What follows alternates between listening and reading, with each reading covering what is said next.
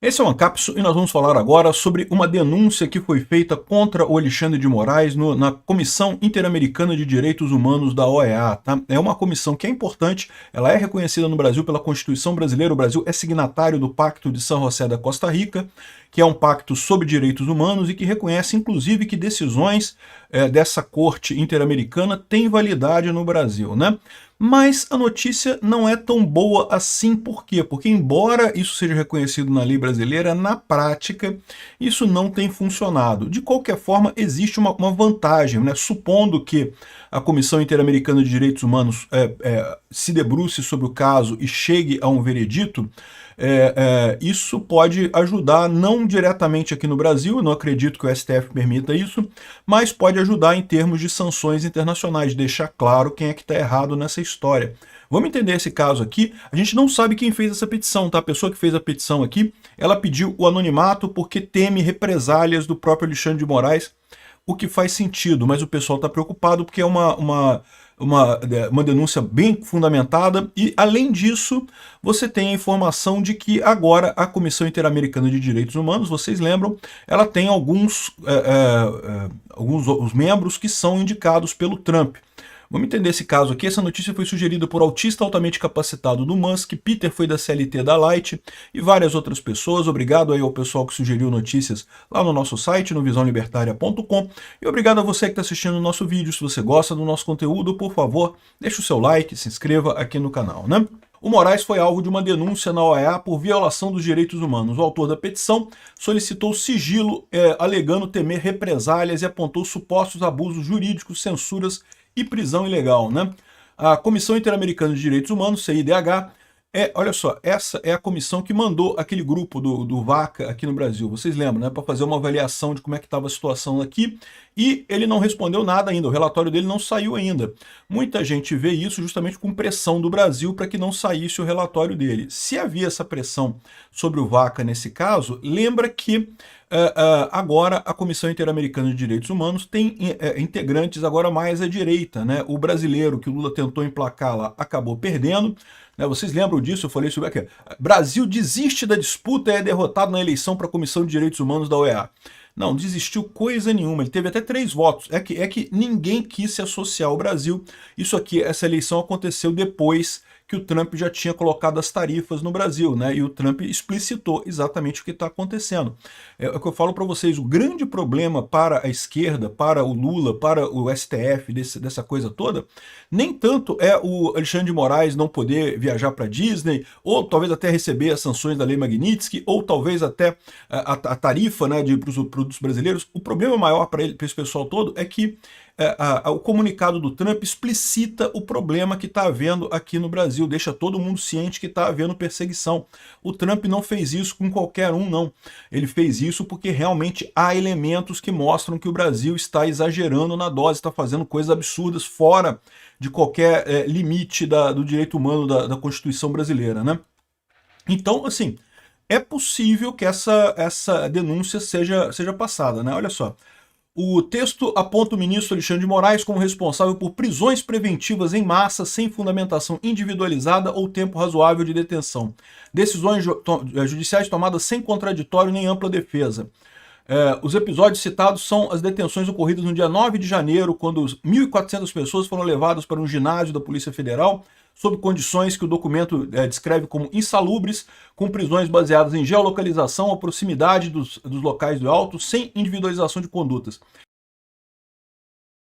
Isso daqui que eu acho que é o grande problema no final das contas, essa questão da individualização de condutas, né? Para o devido processo legal, as pessoas têm que ser culpadas por aquilo que elas de fato fizeram. Você não pode culpar uma coisa porque um monte de gente foi lá e quebrou o negócio, então todo mundo é culpado de quebrar o negócio. Não, até porque no dia 8 de janeiro todo mundo viu muito bem, haviam pessoas até impedindo outras de quebrar coisas, né? Preservando o patrimônio da Câmara, falando não quebrem, coisa e tal.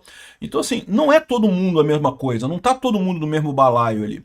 E de novo, essa ideia de que, não, eles aplicaram o princípio lá do crime multitudinário, né? Crime multitudinário é um conceito controverso em direito penal, tá?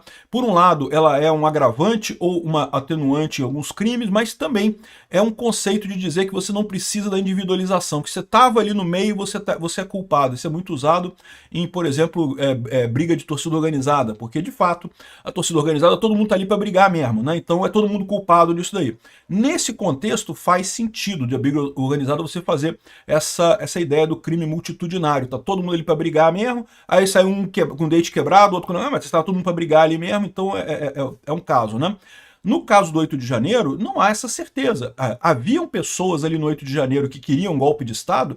Eu tenho certeza que tinha. Eu tenho certeza que algumas pessoas ali queriam sim golpe de Estado, achavam que quebrando a Câmara, quebrando o STF, coisa iam conseguir que os militares se mexessem, coisa e tal. Mas isso não quer dizer que todos queriam isso. Muitos estavam ali querendo protestar contra as eleições, contra outras medidas, contra um monte de coisa. Então, ou seja, dizer que todo mundo que estava ali contribuiu para que estava fazendo a mesma coisa é diferente. Torcida organizada, a gente sabe o que serve torcida organizada. O pessoal se organiza para um bater no outro mesmo, para arrumar briga. Então faz sentido você considerar esse conceito de que se estava lá no meio, meu amigo, é culpado do mesmo jeito. No caso do 8 de janeiro, isso não faz sentido, né? Individualização da conduta é fundamental, a gente não viu isso. Você pode ver, as penas são todas mais ou menos as mesmas, 17 anos, 14 anos, tem algumas gradações conforme o Alexandre de Moraes achou que a pessoa estava no grupo A ou grupo B, mas a verdade é que não teve individualização, inclusive o que a pessoa fez, o que a pessoa fez. O caso da Débora, que foi lá, por exemplo, e pichou a estátua com batom, né? Não tem isso, eles falam que porque ela estava lá no meio, ela queria derrubar o Brasil, queria derrubar o Estado, não sei o que lá, uma coisa que absolutamente não faz sentido de maneira alguma. É sim uma violação dos direitos humanos, né? Além do STF, a Procuradoria-Geral da República, a PGR, o TSE e o Congresso Nacional e o presidente Lula são mencionados também nessa denúncia, mas a denúncia é contra o Alexandre de Moraes. Enfim, ele fala também o TSE como um agente ativo de censura prévia e perseguição de influenciadores, jornalistas e religiosos sob o pretexto de combate às fake news. Enfim, há uma crítica muito grande, né? A petição sustenta que parlamentares opositores como Nicolas Ferreira, Gustavo Gayer, Bia Kicis, etc., têm sido alvo de constrangimentos institucionais, perseguições judiciais, censura de seus conteúdos e ameaças veladas. O que é verdade, é censura no final das contas, né? E que também teriam um determinado bloqueio de censura, perfis e coisa e tal. Enfim, explora todos os problemas com relação ao Alexandre de Moraes e pede medidas cautelares urgentes. O que é uma medida cautelar urgente? Medida cautelar é aquela medida que você toma antes da decisão final do processo para evitar que problemas se acumulem ao longo do processo. São as medidas liminares, no final das contas, né? E geralmente isso acontece quando você tem uma situação em que há um perigo na demora. Se você se demorar muito a responder a isso daqui, daqui a pouco o Brasil já não sobrou nada, que já virou uma Venezuela nisso daqui. E existe, evidentemente, uma sustentação muito forte, né? Em juridiquês, o pessoal fala em periculum in mora e fomo bono iuris, ou seja, a fumaça do bom direito. Quer dizer que, né, realmente faz sentido aquilo ali, né, o pedido, e que se demorar a atender é algo urgente, né? E o peticionário, a pessoa que peticionou, solicitou confidencialidade à comissão, alegando fundado receio de represálias por parte de autoridades estatais, ameaças e retaliações e perseguições contra opositores políticos. O CIDH não se pronunciou oficialmente sobre o andamento da petição por enquanto, né? Então, deram entrada nessa petição lá, e aí o que pode acontecer? Como eu falei para vocês, existe a chance do CIDH decidir contra o Alexandre de Moraes? Eu diria que agora existe. Até um tempo atrás não existia, não. Até a época que o Pedro Vaca esteve aqui, a CIDH ainda era fortemente influenciada pela esquerda, só tinha esquerdista ali, então muito pouca chance de dar alguma coisa. Agora, o Trump colocou 2 pessoas lá na CIDH e mais do que isso, existe a mão do Trump nisso daí. O que eu quero dizer com a mão do Trump nisso? A OEA é sustentada basicamente pelos Estados Unidos. A verdade é essa. Quem dá dinheiro, quem mantém a OEA é os Estados Unidos. Então, financeiramente, todo mundo está muito ciente de que se o pessoal não der um jeito de fazer a coisa justa, de não ceder ao esquerdismo, né? Se continuarem cedendo ao esquerdismo, vão ficar sem dinheiro, né? E esse pessoal todo ganha bem, bicho. Talvez você não saiba disso, mas esse juiz lá da OEA é um carguinho bom, cara. Tu ganha uma grana boa sem fazer porra nenhuma no final das contas. Tem um status bacana, não, porque eu sou um juiz internacional, ó, pipipi, popopó. Mas no final das contas é um bom emprego, né? E eles sabem que pode acabar esse emprego. O TPI, o Tribunal Penal Internacional, está em penúria por conta justamente dos Estados Unidos ter tirado qualquer financiamento que fosse para lá e ainda colocado sanções contra esse tribunal por conta do caso lá do Netanyahu, né?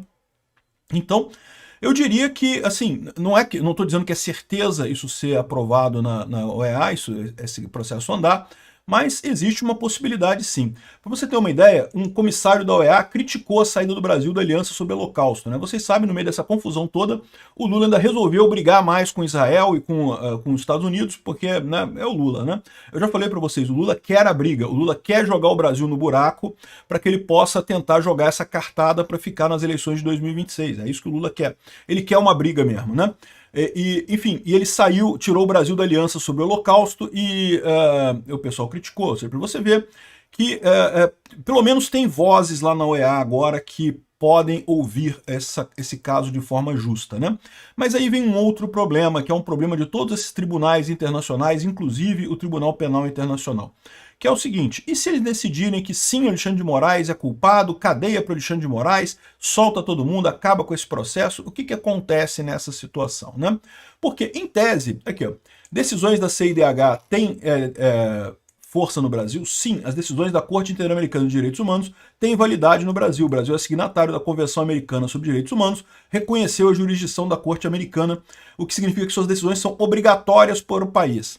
Mas aí vem o balde d'água fria. No entanto, a efetiva implementação dessas decisões no Brasil tem sido um desafio. Ou seja, embora o Brasil tenha por lei que obedecer à Comissão Interamericana de Direitos Humanos, na prática isso não tem funcionado, né? Aqui o CNJ fala sobre os casos, o CNJ recomenda a tribunais seguir decisões da CIDH, essa matéria de 2021. Na época, eles estavam falando isso até porque esperava-se que talvez a CIDH falasse alguma coisa contra Bolsonaro. Vocês lembram, né? A esquerda hoje está reclamando, porque o Eduardo Bolsonaro foi lá nos Estados Unidos reclamar e coisa e tal, e botou sanção no Brasil. Mas na época do Bolsonaro, a esquerda foi nesses órgãos todos, denunciou Bolsonaro, fez a coisa toda, né? E agora virou traição da pátria isso, mas naquela época podia, né? E aí, tem uma série de casos, tá? São poucos casos aqui. Ó. Aqui tem os casos em que o Estado brasileiro foi condenado pela CIDH. O último deles foi o caso Márcia Barbosa de Souza e seus familiares versus o Brasil. Esse caso aqui é um caso muito triste que aconteceu em 98, na verdade. Paraíba, nem Ceará nem Pernambuco, Paraíba. A moça de Cajazeiras, na Paraíba, tinha 20 anos e foi para João Pessoa na época. E daí, um deputado estadual, o senhor Aércio Pereira de Lima, teria oferecido para ela um emprego e em determinado momento ele decidiu cobrar por esse emprego. Cobrar do jeito que você está imaginando. Levou ela para um motel e coisa e tal, e ela aparentemente não gostou da coisa toda, que se encontraram no motel Trevo, não sei o que lá, o fato é que a menina amanheceu morta. Então foi evidentemente um crime passional, um absurdo sob qualquer aspecto e coisa e tal. E daí, aqui, ó, a situação era complicada porque a Aécio ocupava cargo de deputado estadual, usufruindo assim da imunidade parlamentar, e com isso ele acabou não sendo condenado e não sei o que lá, então teve toda uma problemática em cima disso, e eles entenderam que o Brasil falhou nesse caso e condenou o Brasil a indenizar a família da moça devido a este caso aqui, porque o cara acabou saindo livre, né? Então, esse é um exemplo de casos que tem aqui. Agora você vê isso daqui. A decisão desse caso saiu em 2021. Esse caso aconteceu em 98. Em 98 aconteceu o caso. Foi feita a denúncia em torno de 2010. Em 2021 saiu o resultado. E até agora não aconteceu nada. Então, assim, isso daqui pode, de fato, vamos supor que esse processo ande lá na Corte Interamericana de Direitos Humanos. Vai andar? Eu acho que tem uma chance de andar. Mas não vai ser rápido não, meu amigo. Não vai ser coisa para, sei lá, os próximos 5 anos. É para daqui a 10 anos, 20 anos. O pessoal lá não quer ser muito rápido, não. E mesmo que cheguem a uma decisão, isso para ser aplicável no Brasil é complicado, tem juiz que resiste, e aqui no Brasil, então, o Alexandre de Moraes ia dizer que a decisão é inconstitucional e acabou e não ia ser aplicado nada, né? Ah, então, Peter, isso aqui é inútil, não vai mudar em nada, né? Não, aí que tá. Não muda em nada em termos legais diretamente aqui no Brasil, mas muda em termos de argumentação. Como eu falo para vocês, uma das preocupações que o Trump tem em colocar a lei Magnitsky no Alexandre de Moraes e outras punições mais pesadas é justamente que ele tem que estar embasado nisso daí. Né? O Alexandre de Moraes ele não é meramente um juiz que tomou umas decisões erradas, não é um juiz durão demais, não é isso. Ele realmente é um torturador, ele realmente está desrespeitando os direitos humanos, sistematicamente está desrespeitando os direitos humanos. Então tem que ter uma coisa muito forte. Uma decisão da CIDH, mesmo que não seja a decisão final, mesmo que não seja o mérito da coisa, se meramente houver uma decisão intermediária favorável nesse sentido, né, alegando que reconhece a existência de ilícitos e coisa e tal, e dando alguma cautelar que seja nesse momento, isso já poderia servir de embasamento para o Trump. E como o Trump tem esse relativo controle, não tem controle, evidentemente, é um órgão independente, mas ele agora pelo menos não está 100% nas mãos da esquerda, existe a possibilidade de alguma coisa sair aqui. E aí o Trump pode usar essas decisões para embasar a Lei Magnitsky e outros processos contra o Alexandre de Moraes. Isso é sim uma coisa importante. Em última análise, o que a gente está lutando aqui é para a verdade prevalecer sobre a mentira, né?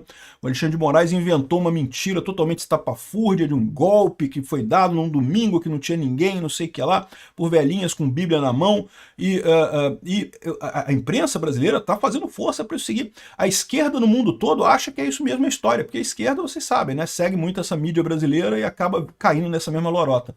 O mais importante é a verdade prevalecer, e nesse sentido isso daqui pode sim ser útil.